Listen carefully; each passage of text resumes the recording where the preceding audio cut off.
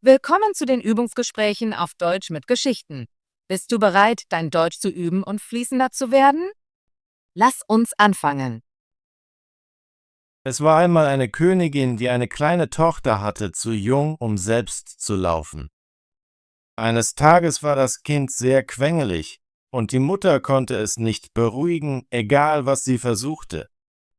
Immer ungeduldiger sah sie einige Raben um das Schloss fliegen und sagte: »Ich wünschte, du wärst ein Rabe und würdest wegfliegen, dann hätte ich etwas Ruhe.« Kaum hatte sie ausgesprochen, verwandelte sich das Kind in ihren Armen in einen Raben und flog aus dem offenen Fenster.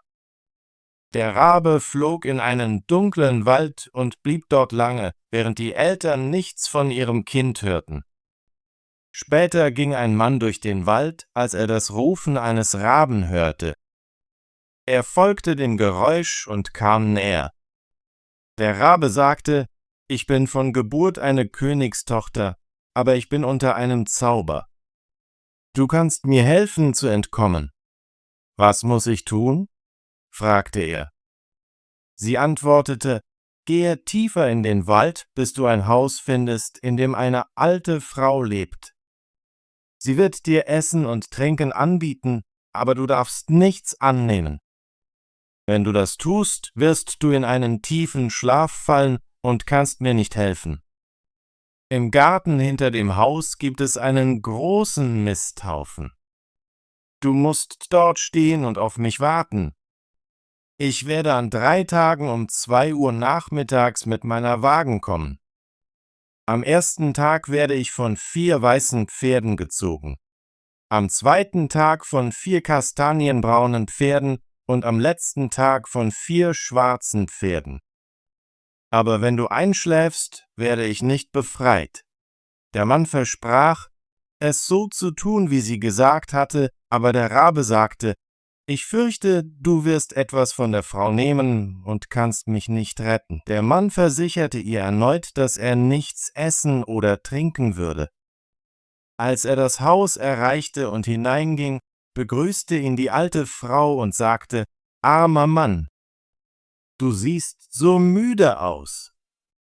Komm herein, ruhe dich aus und lass mich dir etwas zu essen und zu trinken geben.« »Nein«, antwortete der Mann, »ich werde nichts essen oder trinken.« Aber sie drängte weiter: »Wenn du nicht essen willst, dann trink wenigstens einen Schluck Wein. Ein Schluck wird dir nicht schaden.« Schließlich gab er nach und trank. Als die Zeit näher rückte, ging er nach draußen in den Garten und kletterte auf den Misthaufen, um auf den Raben zu warten. Plötzlich fühlte er sich sehr müde, und trotz seines Entschlusses, wach zu bleiben, legte er sich für einen Moment hin. Doch bald fiel er in einen tiefen Schlaf, und nichts konnte ihn wecken. Um 2 Uhr kam der Rabe mit ihren 4 weißen Pferden, aber sie sagte traurig zu sich selbst: »Ich weiß, dass er eingeschlafen ist.« Als sie im Garten ankam, fand sie ihn, genau wie sie gefürchtet hatte, tief schlafend. Sie rief ihn und schüttelte ihn, aber er wachte nicht auf. Am nächsten Tag mittags kam die alte Frau mit Essen und Trinken zurück, was er zunächst ablehnte. Aber wieder überzeugte sie ihn, und er trank letztendlich. Als es 2 Uhr wurde, ging er wieder in den Garten und auf den Misthaufen, um auf den Raben zu warten. Er war noch nicht lange dort, als er sich so müde fühlte, dass er kaum stehen konnte, und erneut legte er sich hin und fiel tief asleep. Der Rabe, der mit ihren 4 kastanienbraunen Pferden fuhr, dachte traurig: »Ich weiß, dass er eingeschlafen ist.« Sie suchte nach ihm, aber wieder war er schlafend. Am folgenden Tag sagte die alte Frau: »Was ist los? Du isst und trinkst nichts.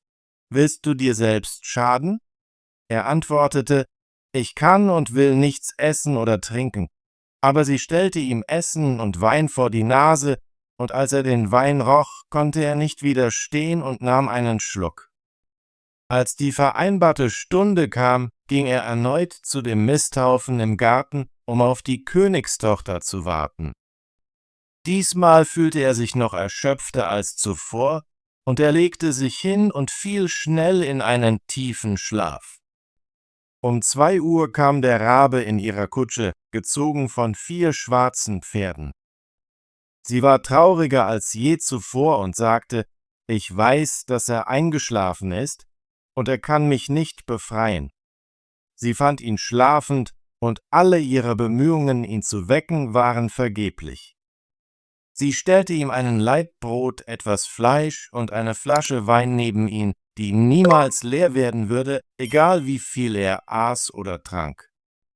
Dann zog sie einen goldenen Ring mit ihrem Namen darauf ab und steckte ihn an einen seiner Finger. Schließlich hinterließ sie einen Brief, in dem sie erklärte, welches Essen und Trinken sie für ihn hinterlassen hatte, und endete mit den Worten: »Ich sehe, solange du hier bleibst, wirst du mich niemals befreien können. Wenn du mir noch helfen willst, komm zum goldenen Schloss von Stromberg. Du kannst es tun.« Nachdem sie gegangen war, wachte der Mann auf und fühlte sich traurig, da er erkannte, dass er seine Chance verpasst hatte, sie zu retten. Er sah die Gegenstände neben sich und las den Brief und verstand alles, was geschehen war. Eifrig stand er auf, um das Schloss von Stromberg zu finden, wusste aber nicht, welchen Weg er nehmen sollte. Er wanderte lange umher und landete schließlich in einem dunklen Wald. 14 Tage wanderte er durch den Wald und fand keinen Ausweg. Nachts, müde, legte er sich unter einen Strauch und fiel Asleb. Am nächsten Tag setzte er seinen Weg durch den Wald fort, aber als die Nacht wieder hereinbrach, wollte er sich ausruhen. Doch er hörte lautes Heulen und Jammern, das ihn wach hielt. Er wartete, bis es dunkel war und die Menschen damit begannen, ihre Häuser zu beleuchten, dann sah er ein kleines Licht vor sich und ging darauf zu. Das Licht kam von einem Haus, das kleiner aussah, als es war, weil ein riesiger Riese davor stand. Er dachte: Wenn der Riese mich beim Hineingehen sieht, ist mein Leben in Gefahr. Aber er fasste seinen Mut und trat näher. Als der Riese ihn sah, rief er: »Du hast Glück, dass du gekommen bist. Ich habe seit langem nichts gegessen.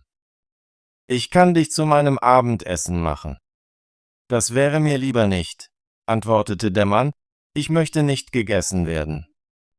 Wenn du hungrig bist, habe ich genug Essen für uns beide.« »Wenn das wahr ist«, sagte der Riese, »lasse ich dich in Ruhe.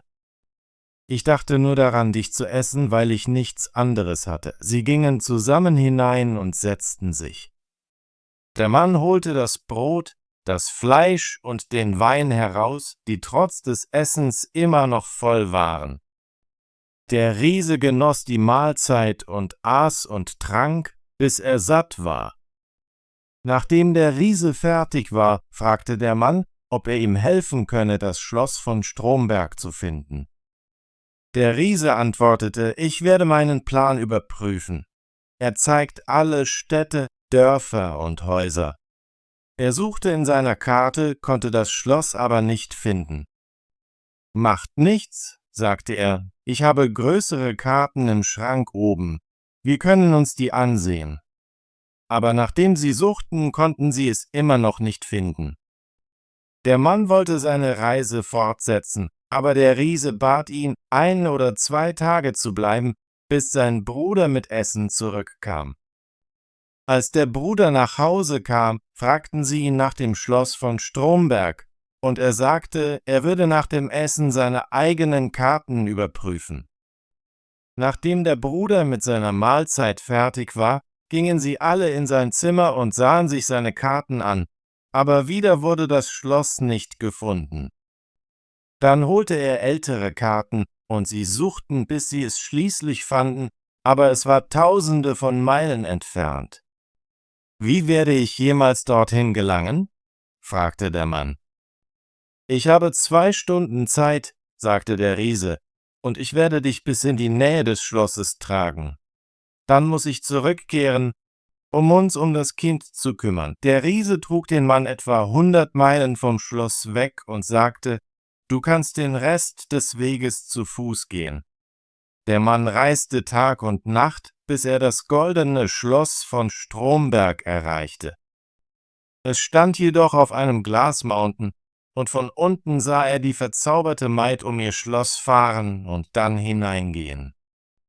Er war überglücklich, sie zu sehen, und wollte den Gipfel des Berges erreichen, aber die Seiten waren so rutschig, dass er jedes Mal, wenn er versuchte zu klettern, zurückfiel. Als ihm klar wurde, dass er sie nicht erreichen konnte, fühlte er sich traurig und beschloss, auf sie zu warten. Er baute sich eine kleine Hütte und wartete ein ganzes Jahr. Jeden Tag sah er die Königstochter um ihr Schloss fahren, konnte aber nicht näher kommen. Eines Tages, während er von seiner Hütte aus Ausschau hielt, sah er 3 Räuber kämpfen und rief ihnen zu, Gott sei mit euch. Sie hörten auf zu kämpfen, um zuzuhören, aber als sie niemanden sahen, setzten sie ihren Kampf fort. Er rief erneut, Gott sei mit euch. Sie hielten wieder inne, aber als sie niemanden sahen, kämpften sie weiter. Er rief ein 3. Mal, Gott sei mit euch. Diesmal neugierig auf ihren Kampf, ging er hinaus, um zu fragen, was vor sich ging. Ein Räuber erklärte, dass er einen Stock gefunden hatte, der jede Tür öffnen konnte, wenn man ihn dagegen schlug. Ein anderer sagte, er hätte einen Umhang, der den Träger unsichtbar machte, und der 3. hatte ein Pferd, das seinen Reiter über alles tragen konnte, sogar über den Glasmountain. Sie stritten darüber, ob sie ihre Schätze teilen oder für sich behalten sollten. Als der Mann das hörte, sagte er, ich werde euch etwas für diese 3 Gegenstände anbieten.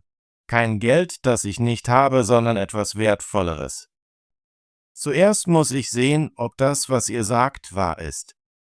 Die Räuber ließen ihn das Pferd reiten, gaben ihm den Stock und reichten ihm den Umhang.